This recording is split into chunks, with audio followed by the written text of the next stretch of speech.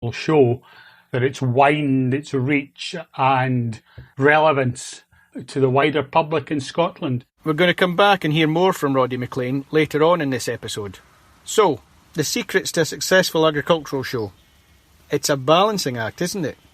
You've got to stay true to the farming roots of the event, but you've also got to have that broad appeal to get the general public through the gates. I'm Aled Rhys-Jones. I'm a farmer's son from Carmarthenshire in West Wales. Back in 2015, I was very fortunate to have been awarded a Nuffield Farming Scholarship to look at the future of agricultural societies and shows. These events are such a big stimulus to drive economic activity, whether that's in bookings in hotels and all the various knock-on implications of the events and the trade that goes on during the event. I guess, though, that it's key that the shows stick to their agricultural roots, because that seems to be the glue that holds it together, isn't it? That's what the audience come to see, whether they're urban or rural. Yeah, that's absolutely right. And one of the things I reported on in the Nuffield report was it's so important that a show maintains its agricultural identity and the look and the feel of a genuine, credible farming event. And that was clearly something that had changed in the States. So there was a lot more funfair rides, music concerts. It was a big entertainment extravaganza, still with quite an important farming component. A lot of livestock would be showed in these events.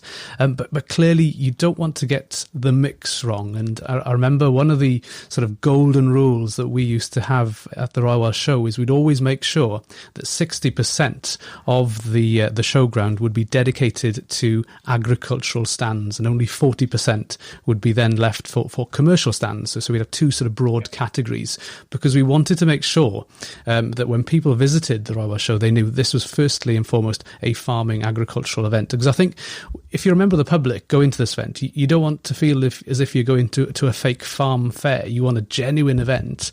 That was a conscious decision, because financially, because we have two different rates, we'd have an agricultural trade stand rate, which would be much cheaper than the commercial rate, given our charitable objectives. And we would then obviously make a decision that we would forego some income, because we wanted to protect that farming component within the event. So the income we would have from that 40% of the showground would be much, much more than the income we have from the 60%. But that was a nice sort of golden rule, a rule of thumb, which served us well at the Royal Welsh. Aled Jones there. We're going to hear more of Aled's insights later in this series. But for now, we're moving on. We're going to look at how different rural businesses are coping in COVID lockdown. I think everyone wants to make out that we're doing our best on a bad job, but the Highland Show not appearing this year is not only a severe blow professionally, also just personally for the human element, being able to meet and see people. Obviously this year with COVID we've been seriously hit. All events are cancelled at the moment. Weddings as well, they've all been cancelled. I mean, we're pretty much got to write the season off, to be honest. Yeah. Yeah, well, it's challenging, I think. most businesses are finding this quite a different period at the moment, but I think we're just trying to adapt as best we can. It is quite a big blow that we can't get out to all these events. Is quite an important part of our business, but we're trying to come up with new ways of doing that, and I think our digital presence is more important than ever right now. That's really our main route to communicate with people. So we've taken part in virtual farmers markets and things like that, and wherever we can find routes to engage with our customers, we're doing that. We've done virtual tour of the distillery for people too, to hopefully entice them when we are able to open again. Certainly the lack of shows has focused the mind of how to promote Dales Agri Sales. We are advertising more heavily in the print sector, and a lot more in social media. So I should say from the outset, we have been very, very fortunate and probably one of the beneficiaries of the current situation. When we were told that we shouldn't be eating out at our hotels and restaurants, I have to say I did not sleep very well that weekend, because food service is 80% of our business. On the Monday and the Tuesday, our internet almost went into meltdown, and we were getting unprecedented levels of orders coming through the internet. As of this morning, we have now done a year's worth of online work since the lockdown started.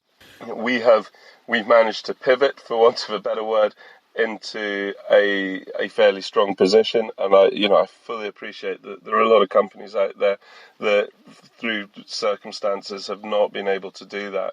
Well, I've just had to grin and bear it, to be honest. I mean, all our staff are furloughed at the moment. There may be, towards the end of the season, is busy in the agricultural centre here. That's what we're hoping for at the moment, that we might get something from, later on in the season. But up until September at the moment, I think it's quite fair to say that it just isn't going to happen. We are diversifying one bit. Our fish and chip units are very popular. We've been asked actually in phone calls to bring them to some of the smaller villages round about, so to keep some of the staff busy in that work, we've got the appropriate licences, etc. So we're going to be starting that in the next week or two. Apart from that, event side of it, I don't think there'll be anything much this year, to be honest. Yeah. Best of luck to Gilbert at Countryside Refreshments. Gilbert's mobile units are a well-known feature of many showgrounds, and I really feel sorry for him at the moment, with a business that's so reliant on shows, events and large gatherings of people. It cannot be easy. Also in that wee segment, we heard again from Robert at Gilbraith's, we heard from Caroline at Ogilvy Spirits, Robert from Dales Agri and Jock from Macbeth Butchers. Roddy McLean from RBS has some other examples of rural businesses doing what they can to make the best of the current COVID-19 situation. I can think of one farm business that is a small farm shop, but with a cafe restaurant attached to that. That was unfortunately closed down. They very quickly saw an opportunity to focus on producing pies and ready meals. Not only did it go through the farm shop, but they started speaking to other local businesses to see if they would like a supplied those, and actually did some delivery the services straight to the end customer. And that's worked very well for them. In the month of April, their turnover has been up threefold. Obviously, there's some extra costs, but they've done well. They've seen the opportunity, been light on their feet, and it's worked. Another one I can think of, a customer repurposed some pallets to make a picnic table for his young granddaughter. And there was put some pictures on Facebook, and he got a lot of interest from folk that saw that, asking if he could do something similar for them. So he started producing benches, picnic tables, playhouses, sand pits, mud kitchens, etc. In this relatively short space of time that we've been in the pandemic mode, he's actually had to take on 2 other people to keep up with demand. Others have, they've been reluctant to use some online presence. They have got an online presence and doing some online ordering, delivering.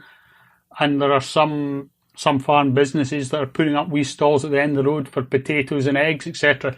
Doesn't make huge difference, but it's always a wee bit of help, and it's bringing back the connection of shop local, and here's where your food comes from. So hopefully some of that will remain with consumers when we come out the other side. I just wonder, in a general sense, what advice would you give to anyone listening to this that's struggling in business at the moment because of the pandemic, or because of, again, coming back to the lack of shop windows over the summer, or whatever it is, Don't bottle it up. There are people like RSABI out there. Speak to the professional team that supports your business, whether it's your accountant, your bank manager. Government's put a lot of schemes in place to help support businesses with the the impact of COVID on their business, whether it's a coronavirus business interruption loan or the bounce back loan. They're there to help.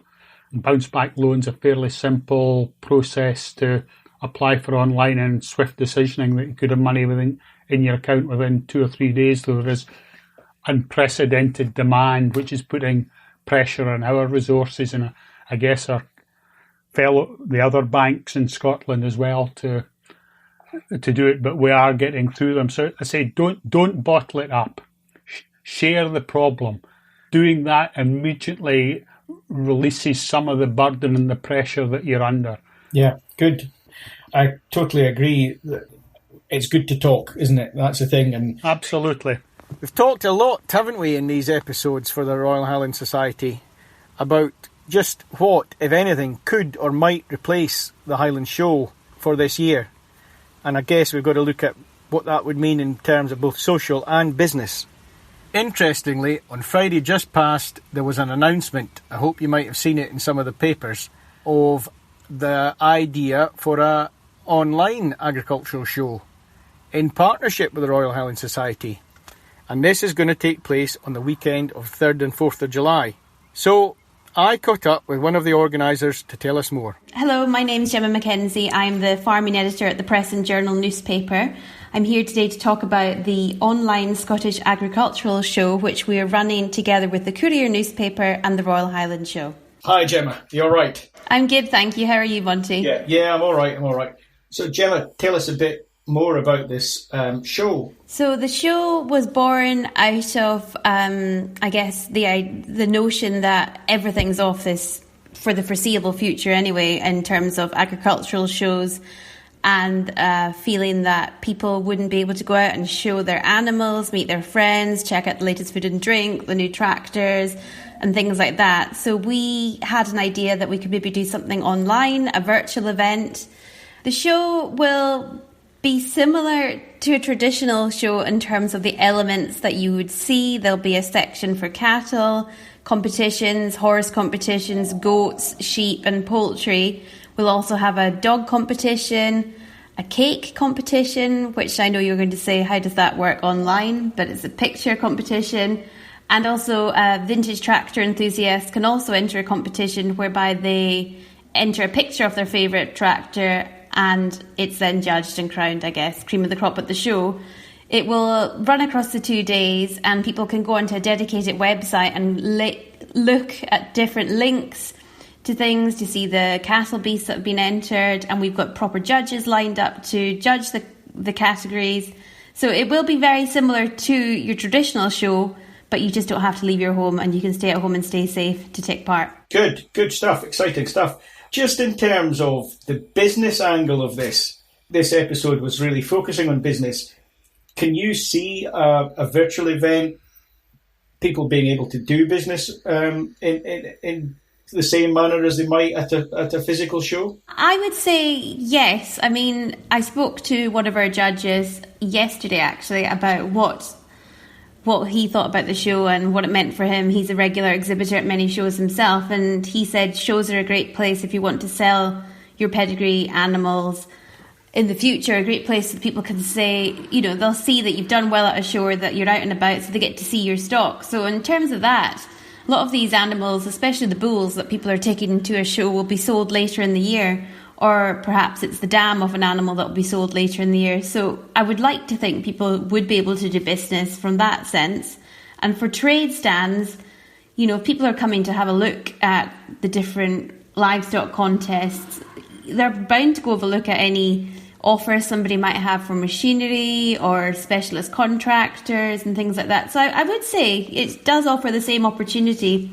You just don't have to walk around as much. Good. And one thing I did forget to mention, we also want to try raise funds for the Highland Show's educational charity, the Royal Highland Education Trust. We want to help them with their work and educating youngsters about food and farming. So everybody that enters one of the competitions will be asked to make a donation. So we're hoping not only will this be a platform for people to do business, have a friendly competition, but it will also be a way to improve understanding and education about the sector. Thank you very much to Gemma Mackenzie from the Press and Journal. For more about that show, visit the website scottishagriculturalshow.co.uk or indeed the Courier or Press and Journal websites. That's nearly it for this Taking Care of Business episode of On Farm.